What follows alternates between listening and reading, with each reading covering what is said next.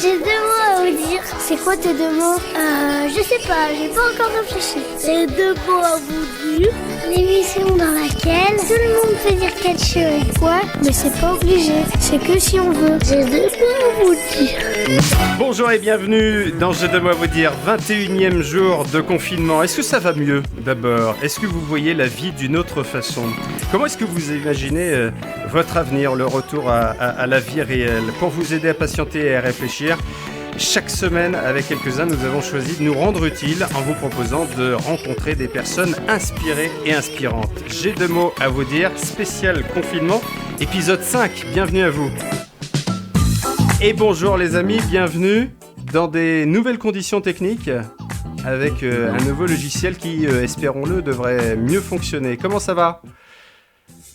Très bien. Très bien. Alors nous avons Cyr, on voit tout le monde sur le même panneau, c'est ça qui est bien. Nous avons Cyr, Philippe, Stéphanie, Birgitta, Yann, notre invité, et Arnaud. Il y a une tradition dans cette émission, c'est de livrer les 2 mots qui résument vos sentiments, vos sensations de l'instant. Qui veut démarrer avec 2 mots? Stéphanie, t'es inspirée par les 2 mots, je suis sûr. Bah moi c'est...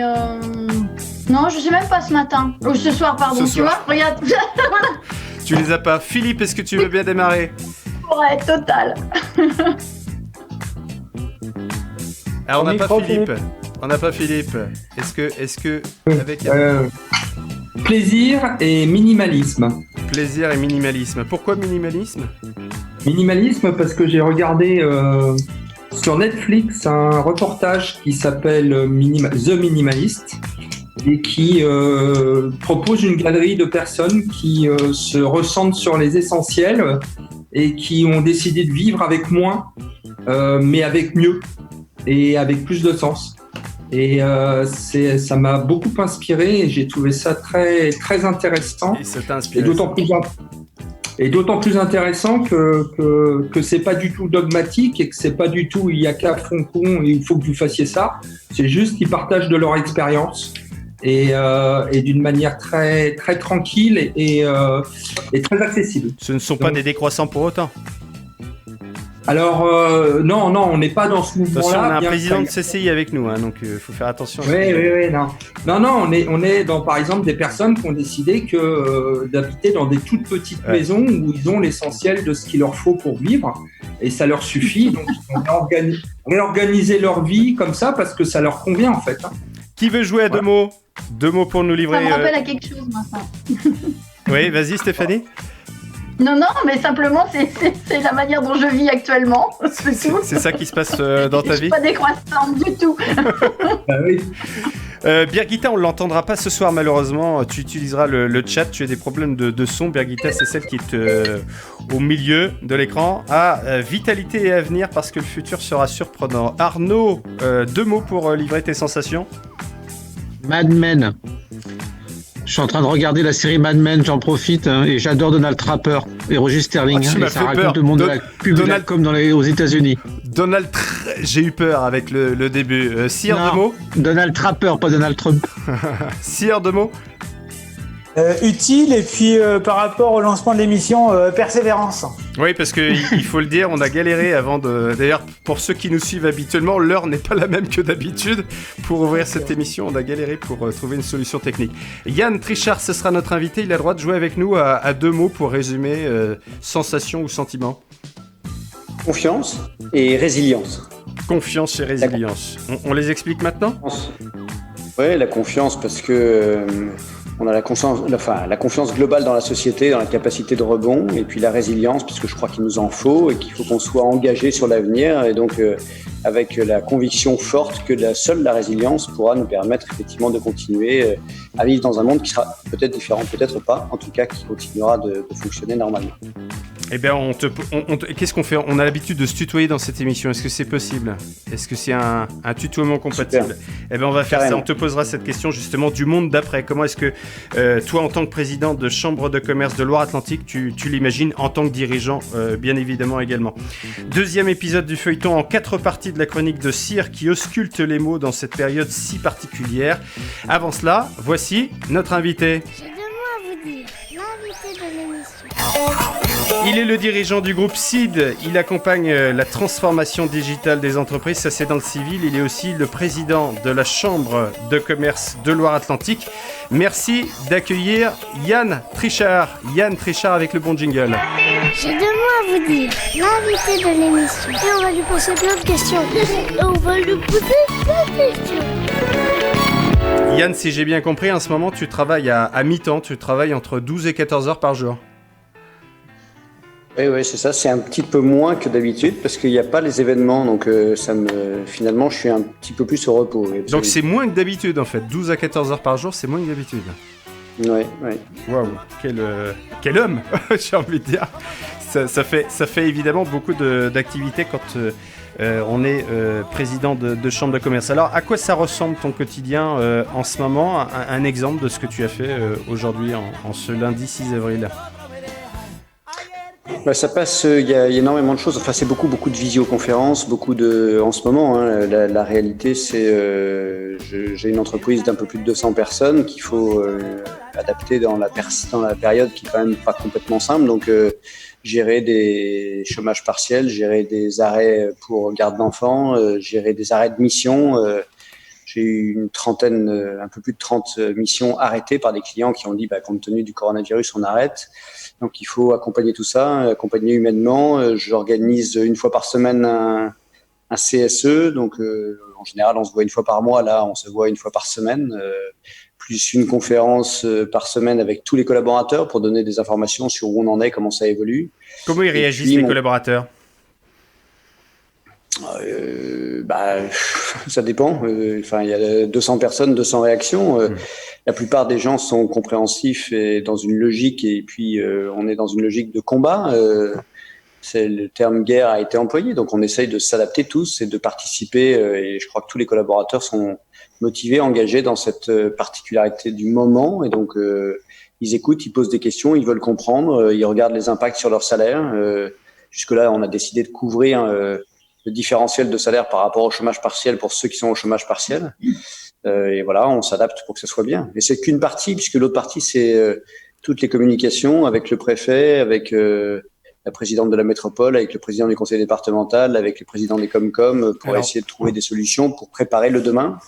En même temps qu'on prépare l'aujourd'hui, trouver des industriels pour fournir des masques, des blouses, des gants, essayer de relocaliser dans le territoire les choses, favoriser la solidarité, donc créer le lien entre le monde public et le monde privé, voilà, et tout ça, ça commence vers 7h30 le matin, et puis ça s'arrête quand ça peut le soir, au téléphone ou en visio. Tu refuses de stigmatiser qui que ce soit dans cette période de crise. Tu prônes la fraternité nationale. Ça veut dire serrage de coudes obligatoire, zéro critique sur ce qu'il aurait fallu mener dans la gestion de cette crise. Ouais, je crois que c'est une posture de base que je souhaite avoir. Je pense que c'est pas le moment des jugements parce que c'est facile parce que quand on n'est pas en train de traiter les problèmes, on a une vision, c'est un peu comme si on refaisait l'histoire. Donc, on verra ce qu'on aurait fait après ou avant.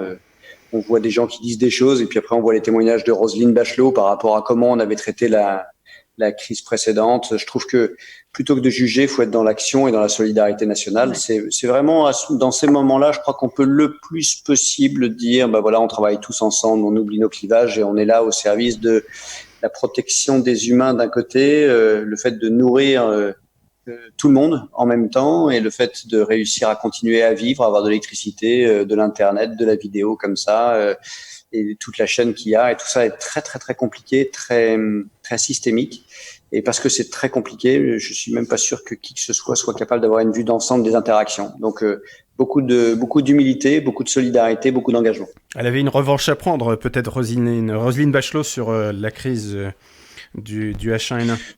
Ouais, justement, elle l'a pas fait. Elle a dit c'est pas le moment. Je trouve ça plutôt digne. Donc, elle a pris cher à l'époque. Et là, quelle que soit la couleur du parti, peu importe. Je veux dire, elle dit ça n'est pas le temps de la prise de revanche, c'est le temps de l'unité et de la solidarité nationale. Je trouve ça chouette dans un pays où quand même nos valeurs c'est liberté, égalité, fraternité. Donc là, on est dans un pays libre avec des droits qui sont, on a tous pris la décision quelque part d'accepter d'être confiné et de se dire que c'est raisonnable. Et on voit des gens qui félicitent tout le monde, c'est bien. On est égaux par rapport à la maladie et au virus. Personne ne peut dire non, pas moi. Donc on est tous égaux par rapport à ça. Il faut qu'on soit dans une fraternité pour défendre les intérêts du plus grand nombre par rapport à cette situation de crise. Ça passe par tout. Tu fais partie de ces personnes qui applaudissent les soignants et ceux qui sont au front le soir à 20h? Tous les soirs, absolument. Tous les soirs. Et sur ma maison, il y a marqué merci, tout à fait. Et en même temps, j'ai envie de dire, pourquoi ça s'est pas fait plus tôt? Pourquoi est-ce qu'on n'a pas salué davantage l'engagement, alors évidemment de tous ceux qui sont au front en ce moment, mais je pense particulièrement à ceux qui nous sauvent et qui nous soignent? Moi, je crois pas que ce soit vrai, ça. Je crois que tous les jours, on dit vous allez à l'hôpital et on vous soigne, vous partez, vous dites merci à votre médecin. Toujours. Vous me dites merci à votre infirmière si vous êtes hospitalisé. Mais on les applaudissait pas avant. Pardon ? On les applaudissait pas avant. Non, mais c'est vrai qu'on ne les applaudissait pas. Est-ce qu'il faut applaudir tous les jours, tout le temps? C'est pas grave. Je veux dire, les héros du quotidien qu'ils sont, de la même façon que des caissières, de la même façon que des livreurs, de la même façon que des gens qui font qu'on est approvisionné et qu'on peut manger, parce que il peut pas y avoir de gens qui nous sauvent et qui soient en première ligne comme ça s'il n'y a pas de seconde ligne. Et pour ça, il faut avoir des gens qui soient à la logistique, au support, etc. Ce sont aussi des héros du quotidien. Les caissières, elles sont extrêmement exposés aussi et ils se battent avec le sourire. Je suis allé il y a 10 jours là dans un centre commercial, un gros centre commercial de la région. J'ai pris le micro du centre commercial et j'ai dit écoutez, si vous êtes tous là dans ce magasin, c'est parce qu'il y a des gens qui sont ici à vos caisses et en train de mettre des choses dans les rayons et des camions qui arrivent et je vous propose qu'on les remercie tous. J'avais même pas fini ma phrase que tout le magasin était en train de les applaudir. Ça, c'est de la fraternité, c'est la France qu'on aime, c'est la France de demain. C'est pour ça que je suis résolument optimiste. Ça sert à quoi une CCI, particulièrement en ces temps de confinement, à part contribuer à faire reconnaître la place de chacun, et c'est déjà beaucoup? Ça sert beaucoup à travailler sur la relation entre le monde institutionnel et les entreprises, essayer de trouver des solutions, les mettre en place.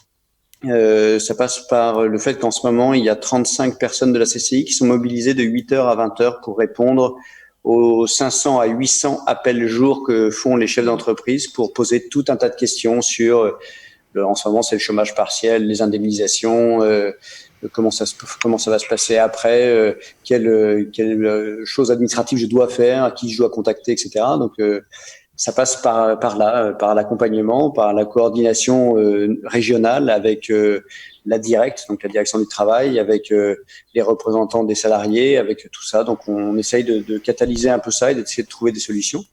Et en même temps réfléchir à l'après, en plus de ce métier d'information, réfléchir à l'après et commencer à le travailler. Donc là j'ai un gros sujet sur lequel on travaille en ce moment. Alors justement, parlons-en. C'est peut-être quelque chose dont vous avez entendu parler, les amis contributeurs. Si vous souhaitez réagir, vous êtes les bienvenus. Un chantier important sur lequel donc la Chambre de commerce avec tous ses partenaires publics s'active, la création d'une place de marché qui concurrence à sa façon la grosse plateforme de e-commerce dont on ne prononcera pas le nom. Qu'est-ce qu'il a fallu mettre en ordre de bataille pour créer cette plateforme ?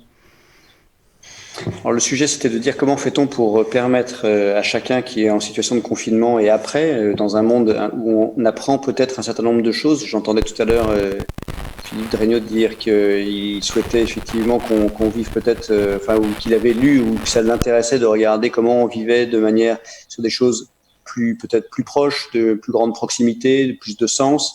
Et donc, ça veut dire essayer de travailler les circuits courts. Enfin, une des interprétations de ça, c'est travailler entre autres les circuits courts. Et pour travailler les circuits courts, eh bien, ça veut dire commencer par essayer d'acheter le plus localement possible. Et pour ça, on s'est dit, le moyen, puisque tout le monde maintenant utilise Internet de gré ou de force, donc les réseaux, de pouvoir se dire, ok, je peux pas aller dans ma boutique, donc comment je peux faire pour faire travailler les commerçants d'autour de chez moi, les artisans d'autour de chez moi, les entreprises d'autour de chez moi, et donc comment je fais pour les reconnaître et les trouver. Eh bien, du coup, je pense qu'à ce moment-là, il faut, alors je sais pas si. Excusez-moi, je ne sais pas. Il est important de mutualiser les moyens. toujours, oui, pardon, excusez-moi, j'ai eu une alerte qui est arrivée sur mon ordinateur. Important de mutualiser. Alors, priorité au direct, évidemment. Hein, si on fera une pause dans cette interview si tu as une urgence, ça va de soi. Hein. Non, mutualiser les moyens et puis surtout essayer de se dire, bon, ok, on se met une plateforme et chacun peut se connecter dessus en se disant, ok, je suis dans ma ville, je cherche un fleuriste, je cherche à changer un store ban, je cherche je sais pas quoi, des abricots, des carottes ou des tomates. Je cherche et je vais trouver d'abord l'offre qui est autour de chez moi. Et ensuite, de toute façon, une offre qui est à minima départementale. Donc, et ça, pour ça, il fallait qu'on puisse se mettre tous les acteurs publics. Donc, j'ai appelé tous les acteurs publics du territoire, métropole, département, région. Quand tu dis que tu as appelé, ça veut dire que c'était dans les tubes depuis combien de temps ? Ça faisait un petit moment que j'y travaillais. J'avais demandé à ce qu'on travaille ça parce que je pensais que, j'avais reçu pas mal de messages sympathiques et moins sympathiques à la Chambre de commerce en disant que la Chambre de commerce s'occupait des gros et des grandes entreprises et pas des petits commerçants, etc. Et donc, j'ai dit comment peut-on faire pour être le plus actif possible par rapport à une concurrence internationalisée qui est internationale par des entreprises internationales et internationale par des offres qui sont pas gérées d'ici. Donc, et du coup, on avait travaillé là-dessus. Et là, on a accéléré très fort et donc on a décidé et référencé la plateforme de La Poste.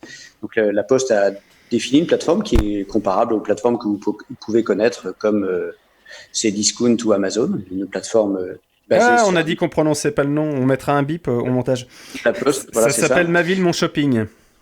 Ça s'appelle Ma Ville, Mon Shopping. Et donc, Ma Ville, Mon Shopping, on va le déployer avec l'aide de toutes les organisations patronales, toutes les associations de commerçants, toutes les associations d'entrepreneurs territoriaux, le conseil départemental, l'association des maires de France, donc en l'occurrence dont j'ai encore eu le président ce matin pour pouvoir définir ça. Tout le monde autour de la table pour pouvoir lancer cette belle plateforme. Et ensuite, c'est nous tous ici autour de cet écran là, et puis vous tous qui nous entendez, tous les consommateurs qui par leur comportement vont se dire quand je vais chercher quelque chose, je tape d'abord Ma Ville, Mon Shopping, et une fois que j'ai fait ça, c'est mon premier acte citoyen pour un rebond différent, pour une manière de vivre un peu différente, probablement plus locale, en tout cas plus responsable et qui met en avant nos forces locales. Birgitta, je ne sais pas si ton son ne fonctionne toujours pas. Retentons parce qu'avec le son, on peut s'attendre à tout. Est-ce que si tu parles, ça fonctionne ? Non, ça ne fonctionne pas. Bon, en tout cas, tu étais en train d'émettre le fait que ça plaît déjà à de nombreux commerçants et artisans, cette plateforme, dont la mise en œuvre a été accélérée particulièrement pendant le confinement. Si je commande en ligne demain, ça veut dire que je peux me faire livrer, y compris pendant le confinement. Tout à fait, puisque là, donc, c'est un des gros sujets évidemment, il ne s'agit pas simplement de mettre en place une plateforme, il s'agit d'avoir une logique de livraison et de disponibilité qui soit la plus cohérente possible. Depuis quelques mois maintenant, et même années, on travaille sur une logistique territoriale responsable de plus en plus, donc, dont La Poste fait partie d'ailleurs, pour essayer de travailler en particulier les livraisons du dernier kilomètre avec des modes avec de la mobilité douce, pour essayer de faire en sorte que ce soit le moins polluant possible, le plus responsable. Donc tout ça rentre dans cette logique-là, le mieux possible. Je dis pas que tout va se faire en 2 jours, mais on va faire en sorte que non seulement on travaille sur des produits locaux, mais qu'en plus les modèles de distribution soient les plus économes, les plus responsables possibles. Et tous les commerces peuvent être concernés ? Pas que les commerces, je dirais tous les commerces, mais toutes les activités. C'est-à-dire demain, moi j'espère qu'il y aura des producteurs qui décident de faire de la vente directe, qui viendront proposer leurs produits dessus. Peut-être que demain il y aura des artisans. Je le souhaite que l'ensemble de l'offre départementale soit représenté pour qu'on ait comme modèle de consommation un modèle qui soit basé sur la proximité déjà. Rien que ça, c'est déjà énorme. Le fait de dire je prends l'engagement d'aller sur cette plateforme-là parce que je décide. C'est ma politique, c'est mon engagement de pouvoir travailler d'abord la proximité.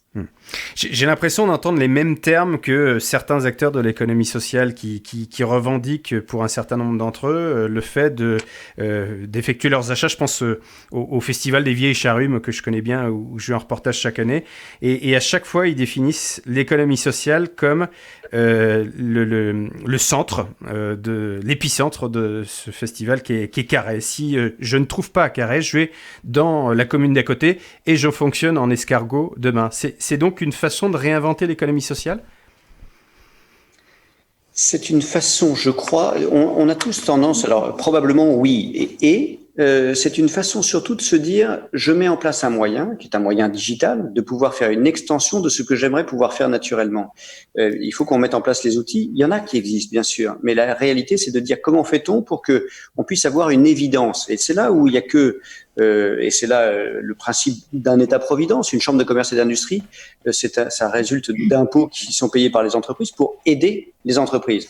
Bon, une partie de cet engagement-là, et donc là, la partie, c'est que je dédie 35 personnes plein temps pendant toute la période du confinement et ensuite minimum 5 plein temps pendant 1 an pour pouvoir accompagner la mise en œuvre de ça. Ça veut dire qu'on va abandonner d'autres choses au service du redémarrage de notre activité territoriale. Je dis bien redémarrage parce que il va falloir reprendre et il va falloir reprendre parce que la vie continue. Il faut qu'on continue à manger. Le truc, c'est se soigner, manger ou manger, se soigner. Je sais pas dans quel ordre.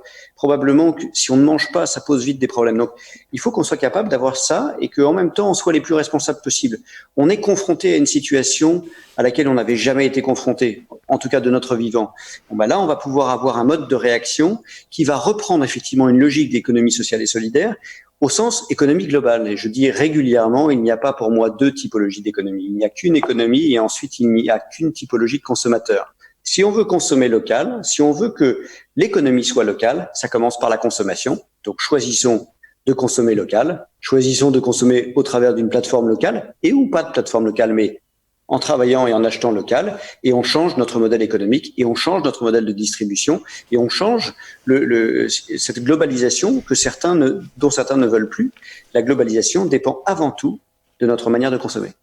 Je voyais une réaction furtive sur le chat. Qui veut réagir? Qui avait quelque chose à dire? Certains commerçants n'ont pas la logistique pour l'effectuer, nous dit Birgitta. Ça me fait penser effectivement à la digitalisation pour laquelle... C'était pas ça la question de Birgitta? Non, elle dit l'inverse. Elle dit effectivement, alors, certains commerçants, restaurateurs, je vois pas le chat. Ils n'ont pas tous la logistique aujourd'hui pour le faire. Ouais. Et là, justement, ce que la plateforme leur apporte, c'est ça.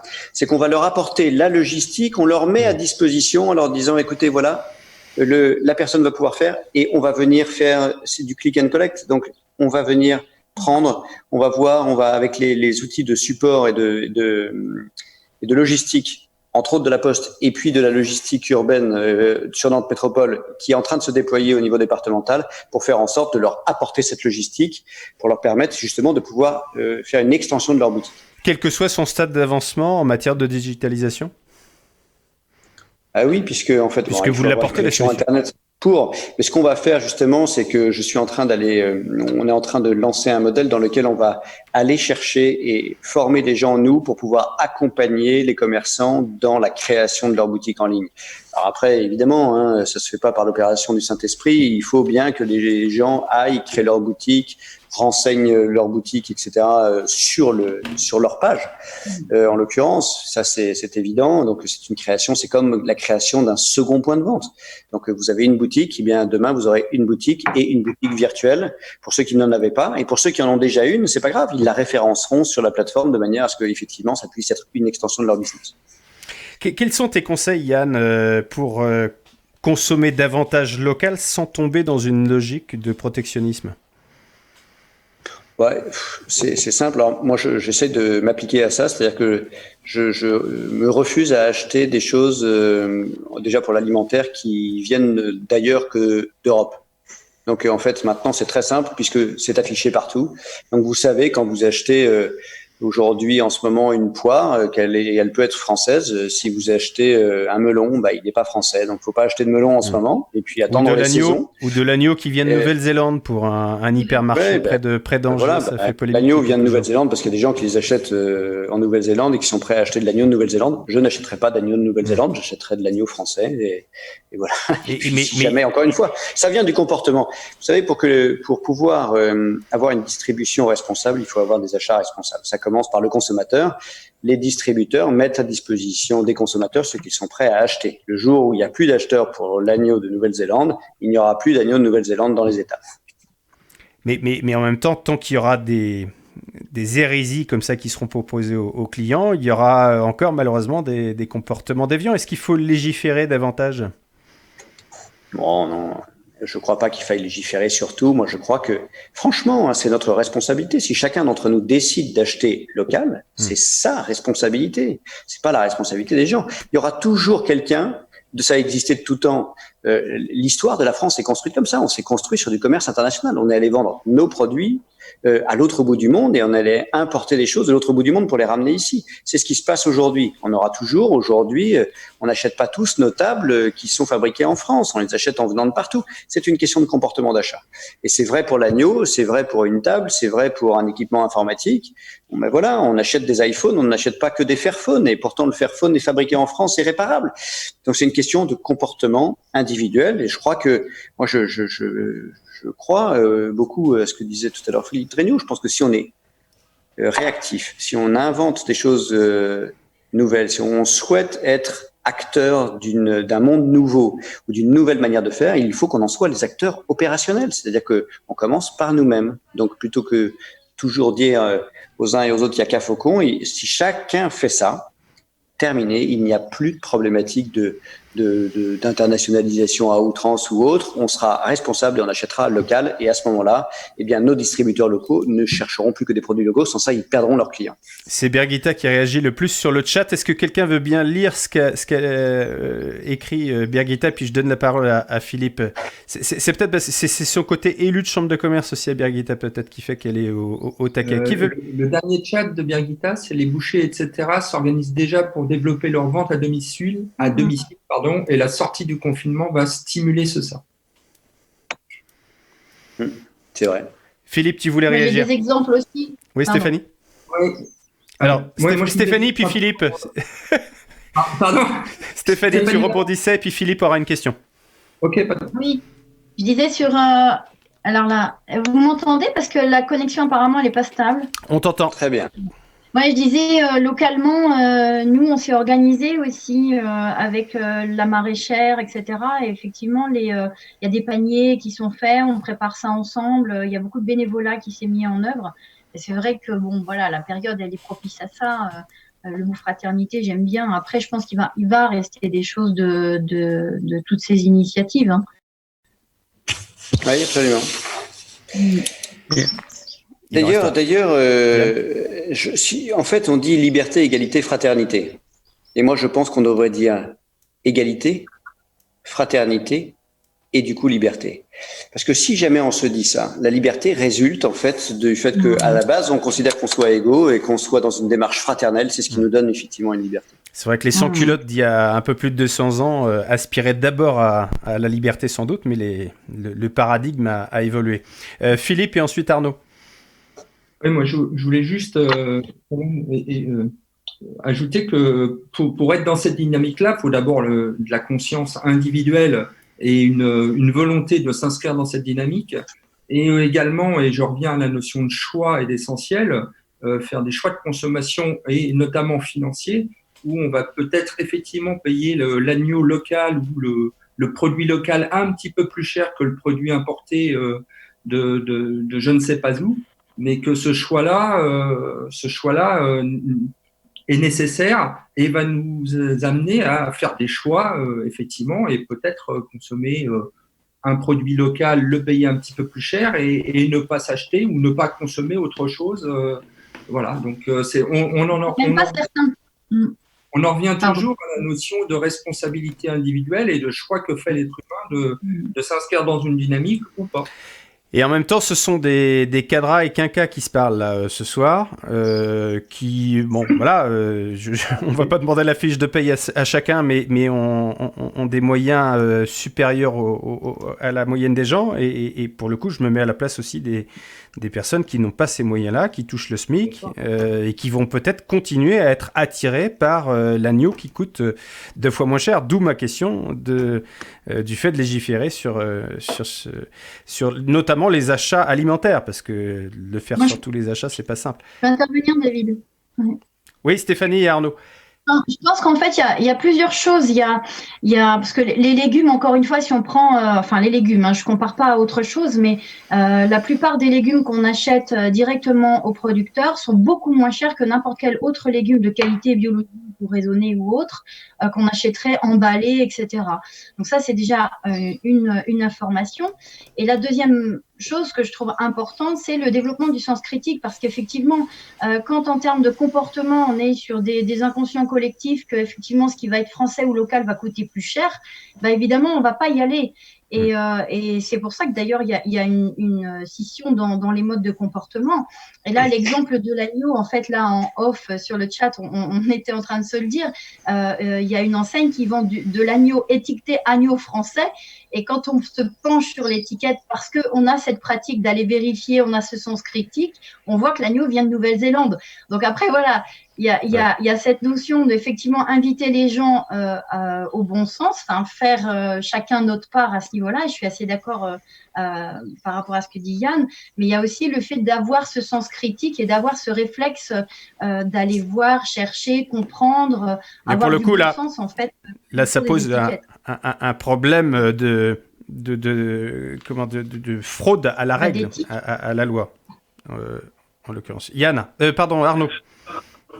Deux remarques. Je trouvais que dans la période que l'on vit, quand même, faut être positif. Il y a des solutions qui sont mises en place qui voient le jour aujourd'hui, qui n'auraient pas vu le jour il y a 15 jours, 3 semaines, voire un mois. Je pense au Drive qui s'est installé sur Talensac, qui s'est installé à Saint-Joseph-de-Porterie. C'est des initiatives qui font que moi, demain, je vais peut-être redécouvrir le joie d'aller au marché. J'ai pas le temps d'aller au marché parce que je travaille. Et moi, mon marché, il correspond pas à mon horaire à moi. Donc, je trouve qu'il y a des solutions qui se mettent en place, qui sont intelligentes et qu'il faut qu'elles continuent à se développer.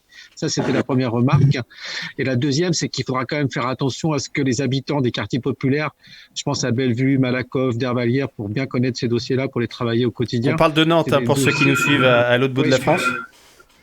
Voilà, et il faudra quand même que ces gens-là, ils aient aussi accès à ces circuits courts. Et on voit des fois que malgré ça, il y a des difficultés dans ces quartiers, notamment rien que pour aller chez Aldi ou Lidl. Donc il faudra quand même essayer d'adapter des produits pour que tout le monde en profite et que cet élan de solidarité qui s'est créé vis-à-vis de ces producteurs locaux soit vraiment au rendez-vous, quoi. Donc c'est juste une prudence à avoir, mais je pense que tous les partenaires en ont conscience. Alors, avant de réagir, Philippe, une réaction de Yann pour rendre accessibles ces solutions au plus grand nombre ? Non, je crois que c'est vraiment le cœur du sujet. C'est-à-dire qu'évidemment, il ne s'agit pas de dire, de faire du boboïsme de centre-ville de gens qui ont trop de moyens et qui vous viendraient expliquer aux autres comment il faut faire. Donc, je parle là-dessus avec beaucoup d'humilité. Moi, je suis chef d'entreprise, je gagne bien ma vie et donc il faut savoir d'où on vient et ce qu'on fait. Je veux dire, après, c'est quel engagement on fait et qu'est-ce qu'on peut mettre au service du plus grand nombre. On sait qu'on a besoin de tout le monde. On sait qu'il y a des gens qui ont des difficultés et qui ont des revenus qui sont bas. Et en même temps, on entend aujourd'hui, on parlait des jeunes tout à l'heure, des gens qui disent, et moi, mes enfants qui ont une vingtaine d'années me disent, j'en ai 3 qui ont entre 20 et 25 ans et qui me disent, papa, là, quand j'achète quelque chose qui vient d'Espagne, il me dit, pourquoi tu achètes pas un truc français? Je me cantonne à l'Europe déjà, voilà, et parce qu'il y a des questions de coût. Une fois par rapport à ce qu'on vient de dire, en disant, ok, comment je fais pour pouvoir avoir accès à des prix qui soient les plus bas possibles. On parlait effectivement des quartiers nantais aujourd'hui, et c'est vrai aussi à Saint-Nazaire ou à d'autres endroits sur lesquels il y a des populations parfois avec des revenus extrêmement faibles. L'idée, c'est d'essayer justement de trouver le moyen d'avoir des modèles de distribution les plus courts possibles qui évitent les empilements de marge et d'activité des entreprises. Et donc, plus on va aller de manière proche, en particulier pour tout ce qui est produit de première nécessité, donc et en particulier produits alimentaires, du producteur jusqu'au consommateur, de manière intelligente et concertée, moins ce sera cher. Et donc, on le voit bien là par rapport à ce qui se passe. Les drives qui se sont installés, on a travaillé, la CCI, on a poussé à ce que, avec la CPME et le mine, qu'on puisse favoriser le fait de faire un drive aux mines pour permettre effectivement à la fois aux gens qui travaillent sur le mine et aussi aux gens qui ont de faibles moyens de pouvoir accéder et pouvoir faire du drive sur place. Alors, il faut avoir une voiture pour y aller, certes, bon, c'est le mine. Mais si demain on s'invente différemment et qu'on travaille les circuits courts, on pourra faire des points de collecte. Et si on peut faire des points de collecte dans différentes zones urbaines défavorisées, où on dit on va mettre quelqu'un ici, qu'on s'adosse à des associations pour favoriser cette distribution-là, en relation avec les circuits de distribution de la Poste, et qu'on arrive à créer des entrepôts locaux de collecte pour pouvoir y aller. Moi, je crois qu'on peut inventer quelque chose qui est différent dans un modèle de distribution, encore une fois, en circuit court, qui favorise tout le monde avec cette logique-là. Et donc, moi, je suis convaincu qu'on peut y arriver. Philippe, tu voulais réagir ? Oui, simplement, moi, pour compléter, enfin pas pour compléter, mais pour appuyer ce que dit Yann, je pense que justement, on peut faire de cette période, on peut rentrer dans cette dynamique d'autant plus facilement et d'autant plus pédagogiquement que cette période nous y invite justement à travailler sur ces sujets-là et à trouver des solutions concrètes pour avancer sur ces sujets-là qui étaient peut-être déjà dans les tuyaux, mais aujourd'hui, il y a une accélération de certains sujets qu'on avait déjà regardés et qui s'accélèrent parce que la nécessité fait loi. Et c'est quelque part une chance, je mets des guillemets, que la période nous propose de pouvoir avancer et concrétiser des choses qui auraient peut-être pris peut-être 6 mois, 1 an et demi de plus, quoi. Il aura fallu ça pour donner une impulsion supplémentaire à l'envie d'innover, Yann ? Je ne sais pas s'il aura fallu ça, en tout cas, de toute crise sortent des innovations en général extraordinaires. Peut-être que là, on n'est pas dans une innovation extraordinaire, mais juste dans une rationalisation, et que cette crise nous pousse à ce que ce soit plus rapide. Donc, si c'est le cas, eh bien, c'est un mal pour un bien. Demain, est-ce que l'envie d'entreprendre va rester la même ? Est-ce que le rôle de la Chambre de commerce, et quel sera le rôle de la Chambre de commerce pour encourager davantage à créer et reprendre ? Le rôle de la Chambre de commerce, c'est d'accompagner. Avec la crise qui se profile. Moi, je crois que l'envie d'entreprendre, c'est quelque chose qu'on a chevillé au corps. Donc, moi, depuis tout petit, j'avais envie d'entreprendre. J'ai commencé en vendant des sandwichs pendant que j'étais étudiant. Après, en vendant des disques d'Evelyne Renaud. Je pense que personne ne sait. Evelyne Renaud, je vais chercher ça dans la bécane, on ne sait jamais. Ouais, c'est pas très évident. Enfin, voilà, je peux vous dire que, voilà, au porte-à-porte. On a ça quand on a ça, on a ça. Et il y a de plus en plus de gens. Régulièrement, j'interviens dans des écoles à partir de la 3e, en passant par les écoles de commerce ou les écoles d'ingénieurs ou les écoles d'informatique. Il y a plein de gens qui ont envie d'entreprendre. Je ne crois pas qu'une crise empêche des gens de se dire je vais entreprendre. On a ça, on a envie de le faire et ça nous nourrit tous les jours. On ne sait même pas forcément pourquoi on le fait, mais on le fait. Donc, je crois qu'aucune crise n'arrêtera ça. Ça peut l'amoindrir, ça peut créer des risques, etc. Ce qui va être important, c'est surtout comment, effectivement, on réussit à faire en sorte de maintenir les logiques d'exploitation et d'activité. Et c'est pour ça que là, la période est extrêmement importante en accompagnement, parce qu'il s'agit que les entreprises ne tombent pas les unes après les autres à l'issue.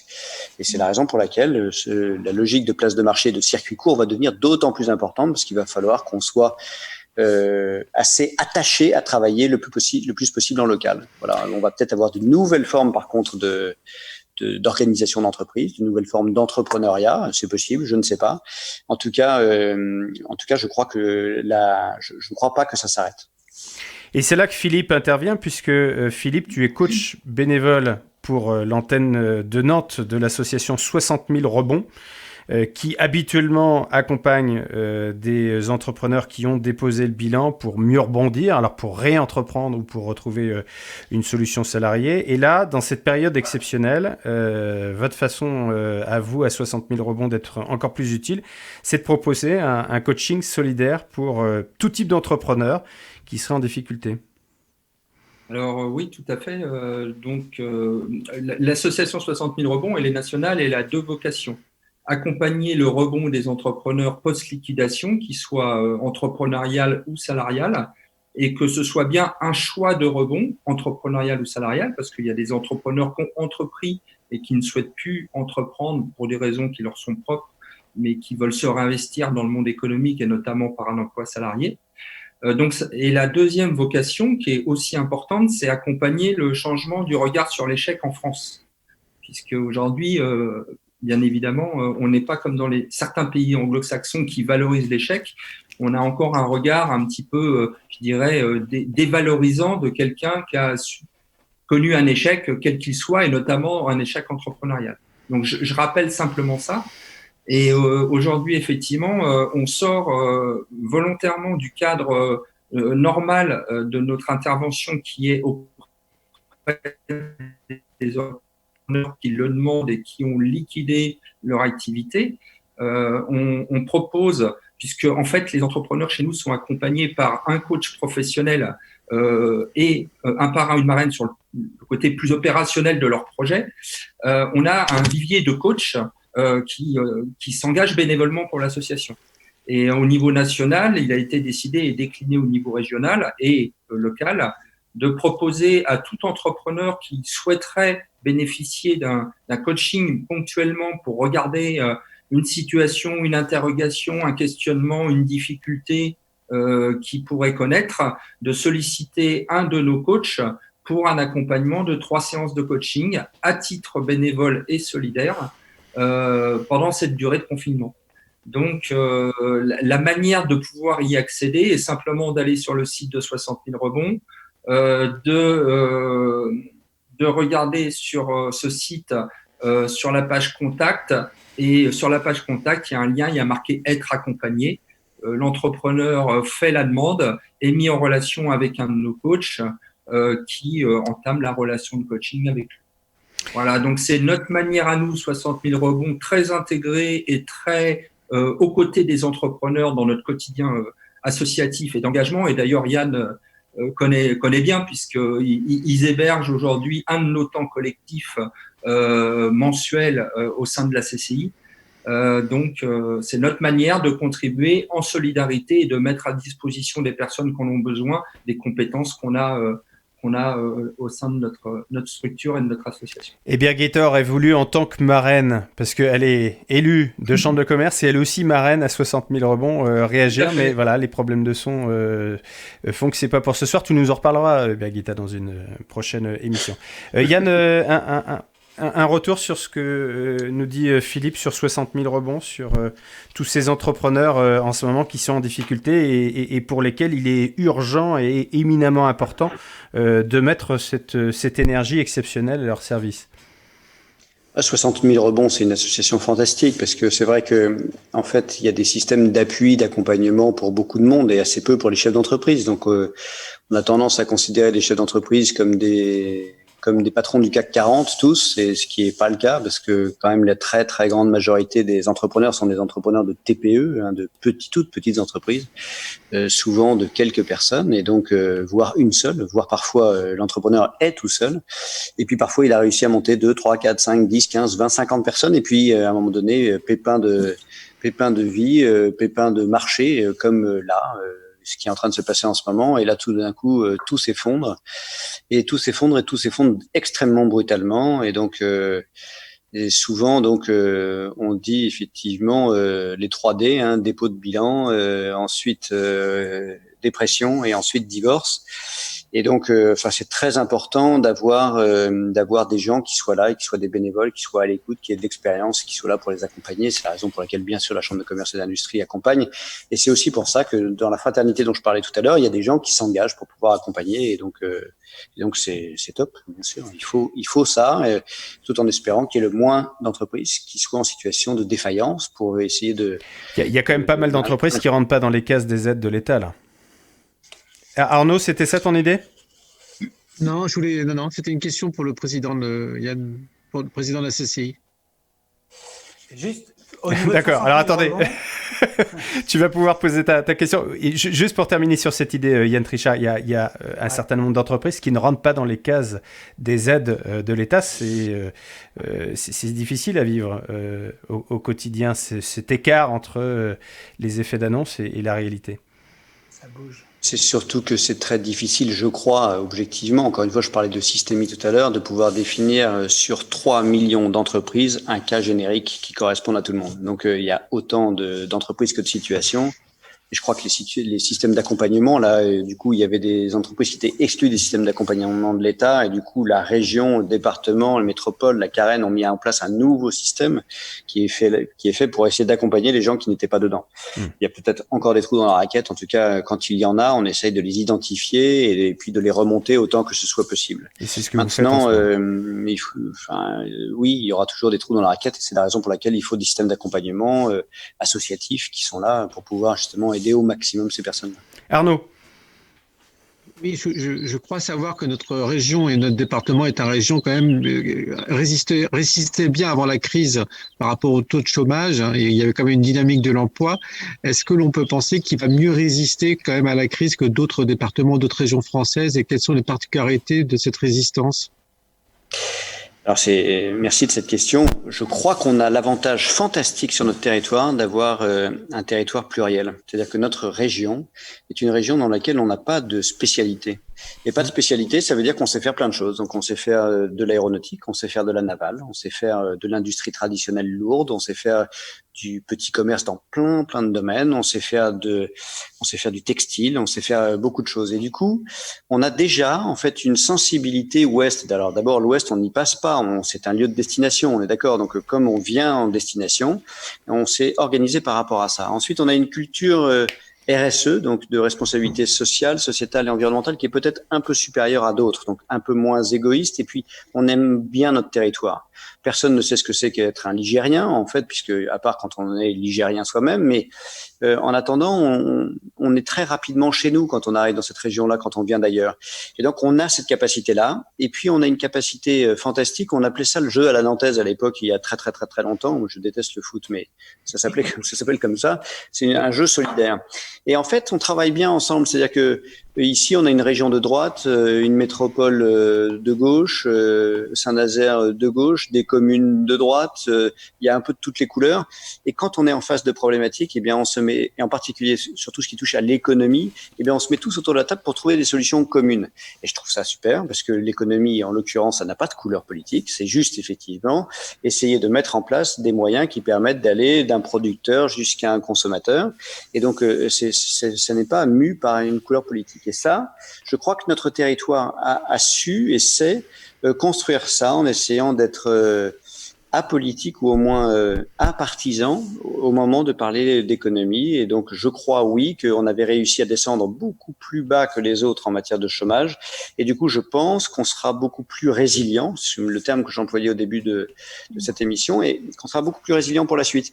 Et c'est ce que l'on travaille avec la fameuse plateforme et place de marché qu'on est en train de mettre en place, justement pour favoriser, au travers d'un outil, encore une fois, un peu plus loin, cette résilience et cette organisation symptomatique de notre différenciation territoriale. Sia.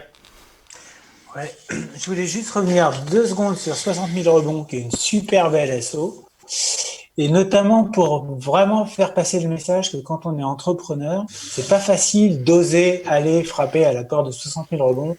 Il faut le faire, ça vaut le coup, ça vaut la peine. Il faut oser. Les entrepreneurs, ils osent, ils prennent des risques. Il faut aussi en prendre pour eux. Oser aller voir 60 000. Je voulais le dire clairement.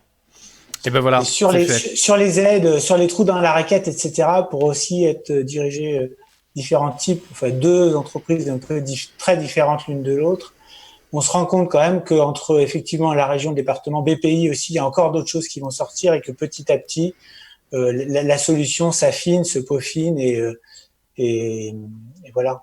Il y a une démarche quand même assez globale. Merci pour ces messages rassurants. Dernière question. Oui. Dire quand même, par rapport à ça, quand même, on a vu aux États-Unis 9 900 000 nouveaux chômeurs en 15 jours. 9 900 000. Chez nous, on voit pas ça, hein. On voit pas ça. On fait du chômage partiel. Ça veut dire qu'on ne licencie pas, on garde les gens. La différence, c'est qu'aux États-Unis, ils virent tout le monde. Et ensuite, ils verront qui ils reprennent. Et nous, on garde tout le monde.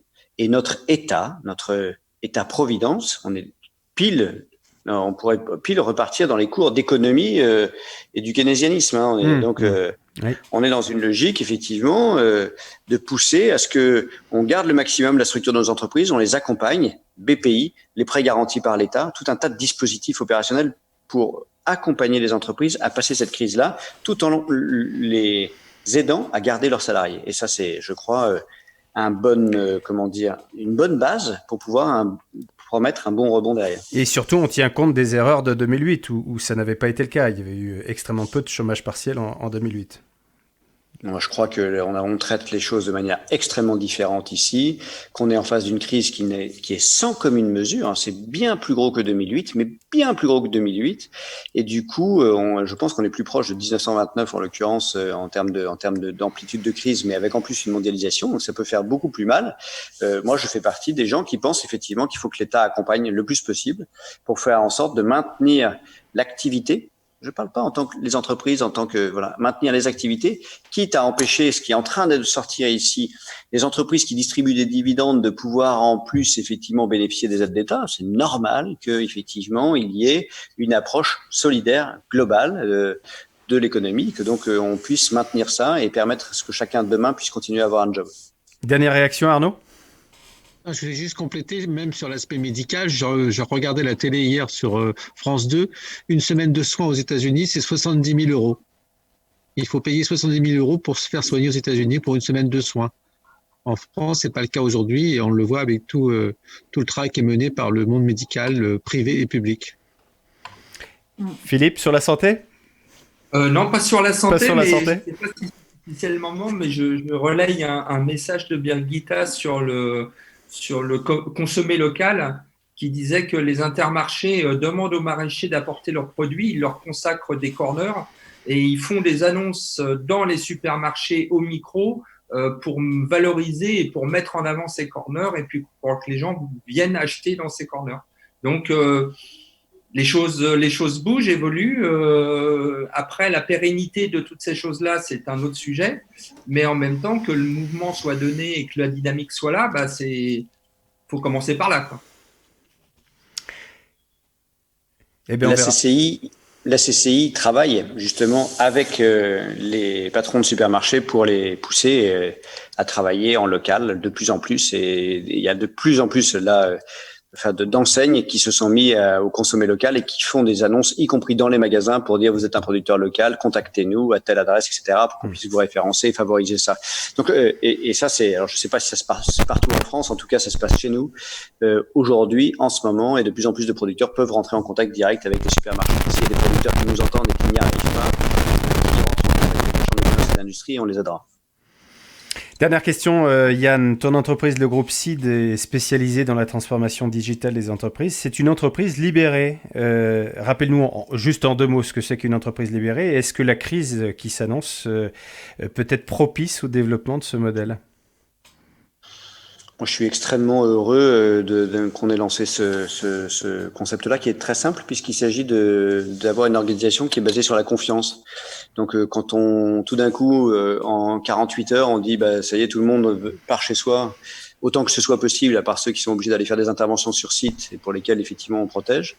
Et donc, les gens sont autour de 3 valeurs fondamentales qui sont dans l'entreprise depuis maintenant plus de 15 ans, que sont intégrité, respect et solidarité. Je vois ça tous les jours, donc ce qui permet d'avoir la confiance. Donc, je pense qu'on sera plus résilient que d'autres. Merci beaucoup, Yann. Yann Trichard, président de la Chambre de commerce de Loire-Atlantique, d'avoir été avec nous. Si tu as encore quelques instants, voici le 2e épisode d'un feuilleton de 4 chroniques proposées par Cyr.